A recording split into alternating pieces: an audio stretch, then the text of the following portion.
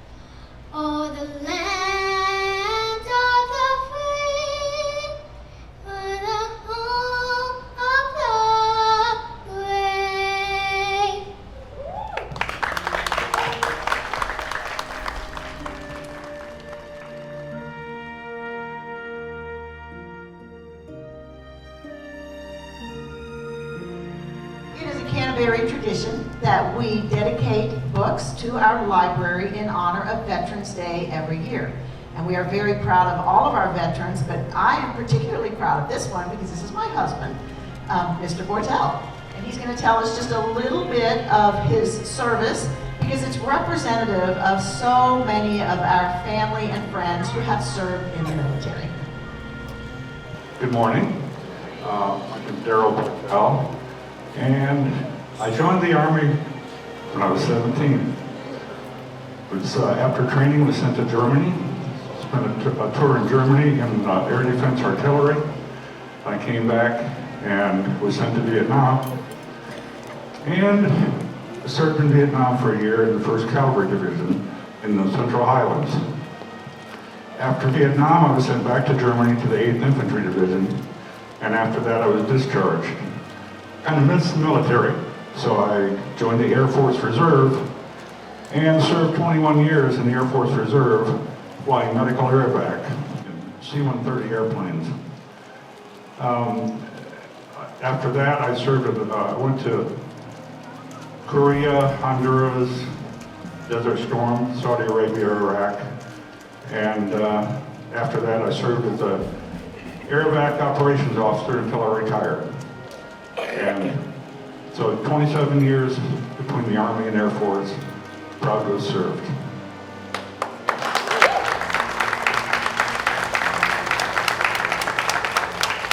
And the military gave our family lots. He earned a college degree, and he made lifelong friends that he is still in touch with, which is a wonderful thing. But in remembrance, we have a book called Don't Forget, God Bless Our Troops, because not many of our population actually serve in the military in this country. And we also, speaking of forgetting, we have a beautiful book called When Spring Comes to the DMZ, because many of you are not familiar with a war in between World War II and Vietnam. It was in Korea. And I'm going to read this dedication. This book is given to the Canterbury School Library in gratitude to Almighty God and in honor of our Korean War veterans. We love you and have not forgotten you, your CSF family. This book is given to the Canterbury School Library in gratitude to Almighty God and in honor of all of our veterans. With love and respect, your Canterbury family.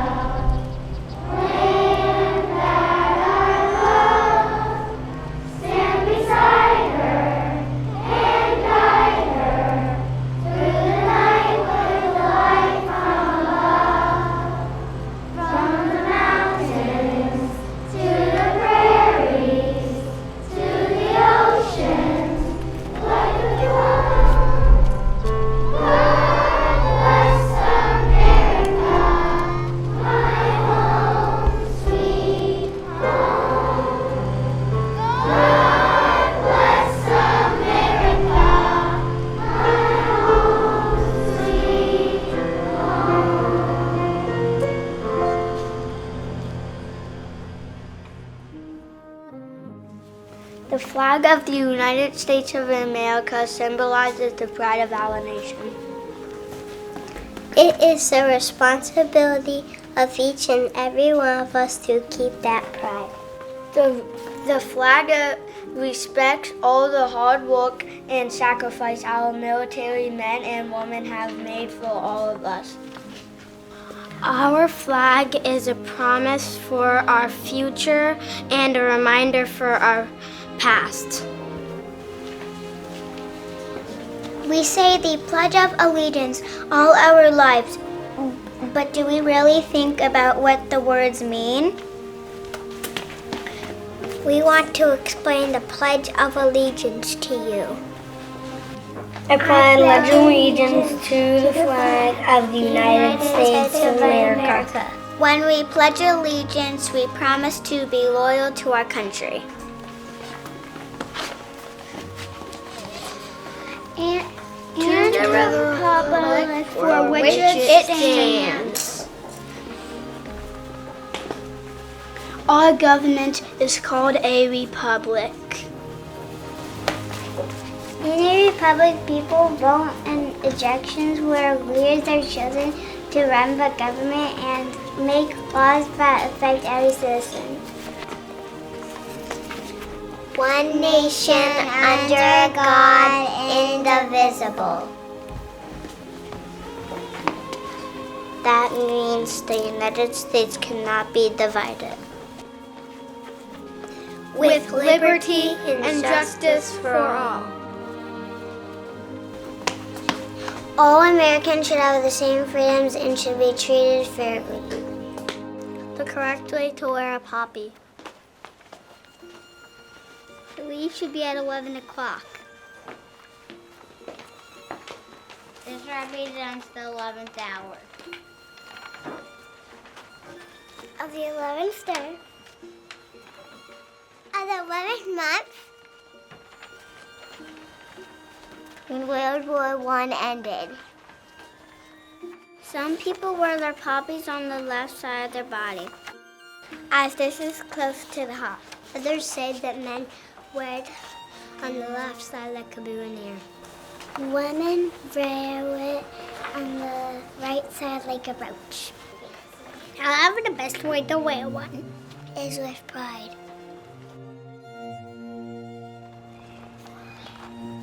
Poppy, Poppy, what do you say? Wear me on Remembrance Day. Poppy, Poppy, what do you tell? Many soldiers in battle fell. Poppy, Poppy, what should we know? That peace on earth should grow, grow, grow!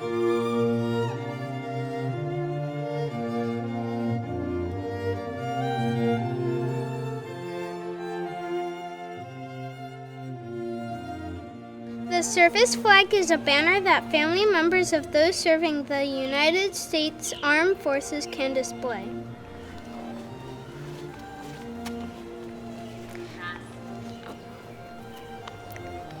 The banner is a white field with a red border with a blue star for each family member serving in the armed forces of the United States during any period of war or hostilities. The banner was designed in 1917 by U.S. Army Captain Robert L. Quincer in honor of his two sons who were serving in World War I. It was quickly adopted by the public and by the government officials.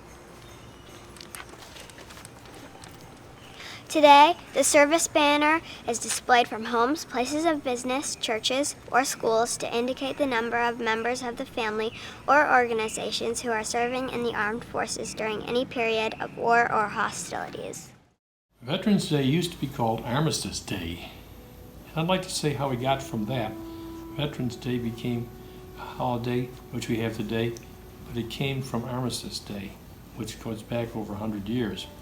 About 100 years ago, fighting in Europe was terrible, and over 15 million people ultimately were killed in that war.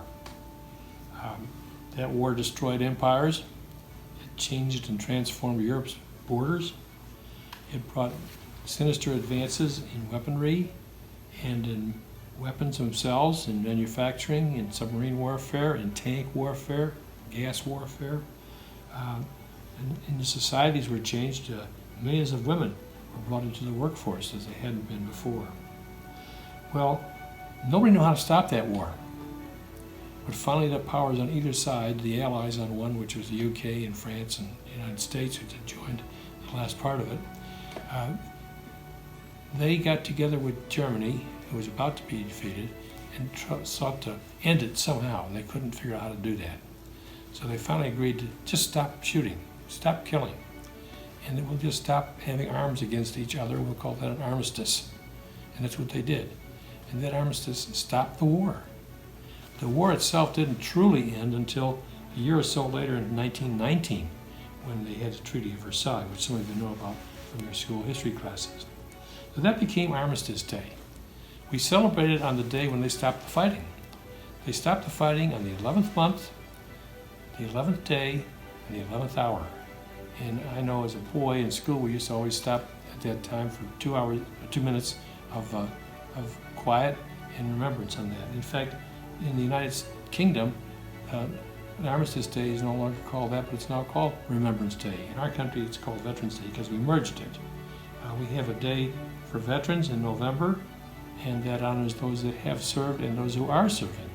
So we are veterans in my family. We also have Memorial Day, which is in May, and that's the day set aside to honor those that were killed in warfare. So there are 2 days of warfare. One is Veterans Day, which we're now celebrating in November. The thing about Veterans Day is I have a service that we remember that is being performed. It's a promise, an oath we take sometimes in the military. It says, I will support and defend the Constitution of the United States against all enemies, foreign and domestic. And it helps promote the allegiance that we bring to our country. So that's how Armistice Day became Veterans Day, and I'm very glad to celebrate this year Veterans Day with everybody else who is of a like mind. Thank you. In 2016, the Veterans Day Moment of Silence Act became public law, designed to bring Americans together and provide an opportunity to reflect on veterans who have touched their lives. On November 11th, all Americans were invited to participate in an observance of a 2-minute national moment of silence based on our local time zone. Taking the time to pause quietly and join your thoughts with thousands of other Americans is a great way to ensure that you remember the purpose of our Veterans Day. 4 positive reasons for a moment of silence. To show respect for our troops, for fallen heroes, for a victim of a tragedy. Reflect. Whether tragedy or celebration, quiet reflection gives the soul a pause in the busyness to absorb the importance of the moment. Display human spirit or resolve. There is powerful unity in a group standing together, united in silence. To grieve. Oftentimes, the best healing comes without words but with support. During these next 2 minutes, please reflect quietly on all those who have served and continue to serve.